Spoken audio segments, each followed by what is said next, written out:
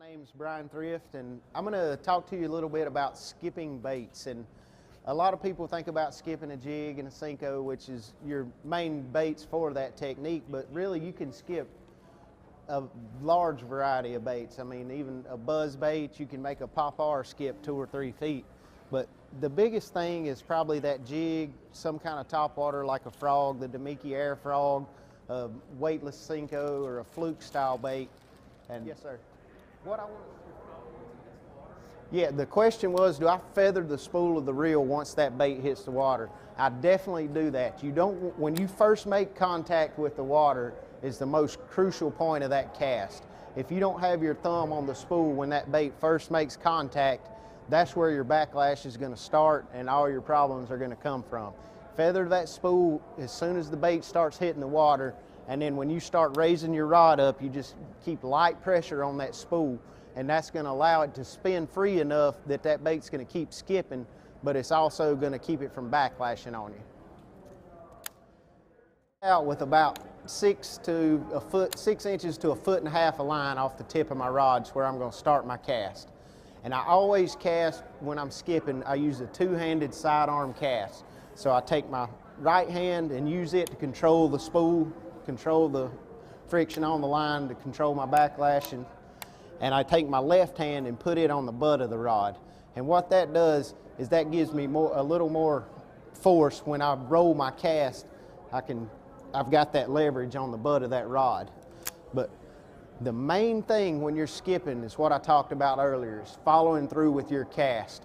When you start your cast, it doesn't matter how far you come back, how far you swing your arms forward, it's all when you snap your wrist. So when I get to the point of where I want my bait to go, I'm going to roll my wrist over and just kind of make the rod tip draw a C. If you can picture that, and picture that rod tip just making a little C. And that's what's going to start your bait skipping, when you snap your wrists under like that and really slingshot that bait forward. And what I like to do, this is probably the best setup I could recommend for learning to skip a jig. I take the Demiki knockout and I'll take a pair of scissors and cut about the first 3/8 to 1/2 inch off of it. And this thing's got a lot of little appendages on it. So I'll pull the first 2 off. And what that does is it cuts down on the resistance. If you think about skipping anything, I mean, if you're skipping a rock across the surface of the water, you want a nice flat rock. That's what this knockout does to this jig. It creates a nice large surface area for that thing to slide on. Usually 3 to 4 feet is what I'll try, that's what I'll aim for.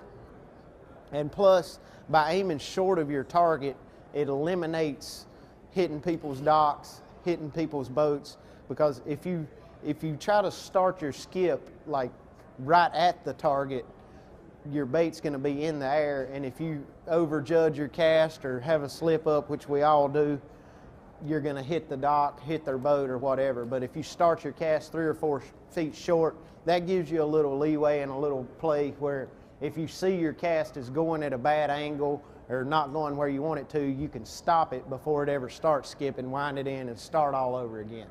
So just being able to correct yourself like that will save you a lot of headache. And I'll admit that I've been skipping baits ever since I started bass fishing, and I still carry a spool of line with me in the boat when I'm skipping baits. And it's not out of the ordinary for me to have to put line on during a tournament. I mean, I always carry an extra spool of line with me because you never know what's going to happen, especially if it's windy, you've got a little chop on the water. That's going to inhibit the skipping abilities a lot just by hitting those little waves, and you never know, you hit one wrong, the bait plows into the water, and there's nothing you can do about that. That's just kind of the way it is, the nature of the beast. I hope you enjoyed the preview clip. And for more like that and the entire collection, subscribe to the Bass University TV. And if you want the tackle that you see on there, I want you to go to the Bass University Tackle Shop, powered by Tackle Warehouse, and click right here, and it's all at your fingertips. You want to become a better angler? You want to catch more and bigger bass at your local pond?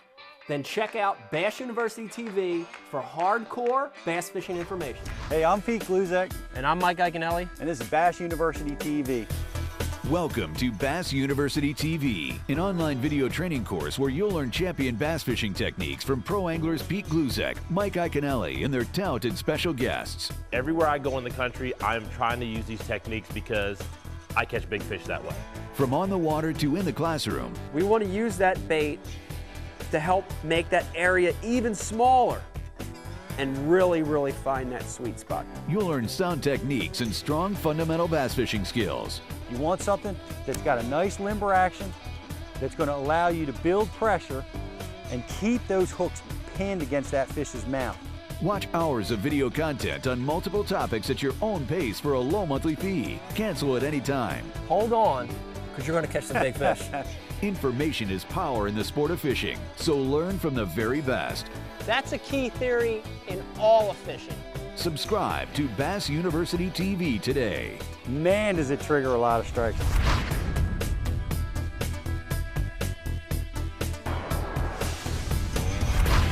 Here's the part that you're not going to hear anywhere else. This is the Bass University TV exclusive.